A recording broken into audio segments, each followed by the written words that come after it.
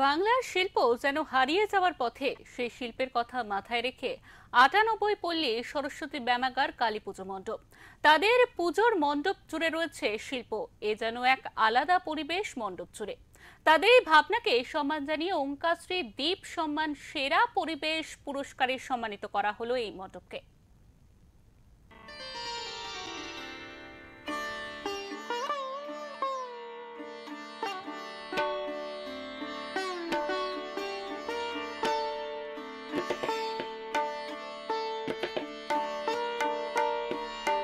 আমরা এই মুহূর্তে রয়েছি ৯৮ পল্লী সরস্বতী ব্যায়ামাগারে কালী পুজোর মণ্ডপে। এবছর ৫৯তম বর্ষে তারা পদার্পণ করছে। একেবারে চলচ্চিত্রের ওপর এবছর তাদের কালী পুজোর মণ্ডপের থিম।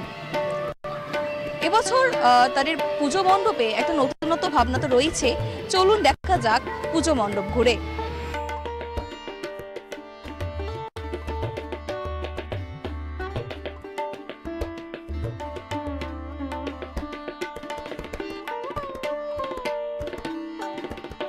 শিল্পের মাধ্যমে একটা সুন্দর পরিবেশ তুলে ধরেছে এবছর তারা তাদের পুজো মণ্ডপে। এই জন্য ওঙ্কার বাংলার পক্ষ থেকে তাদের সেরা পরিবেশ পুরস্কার সম্মান তাদের সম্মানিত করা হচ্ছে। আমরা সেই সম্মান তাদের হাতে তুলে দেব।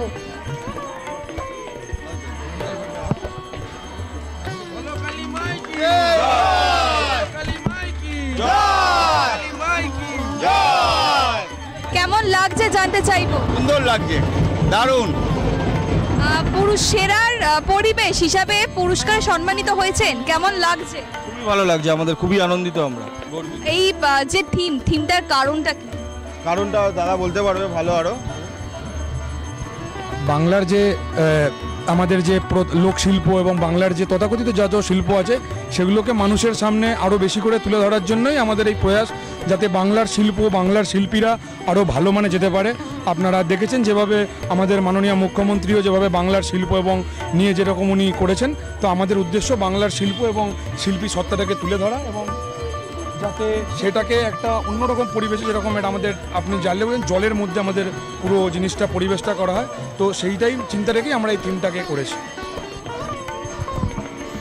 বাংলার শিল্প কিন্তু এবছর তারা তাদের কালী পুজোর মণ্ডপে ফুটিয়ে তুলেছে। ক্যামেরা রবি দত্তের সঙ্গে কোয়েল বণিকের রিপোর্ট, ওঙ্কার বাংলা।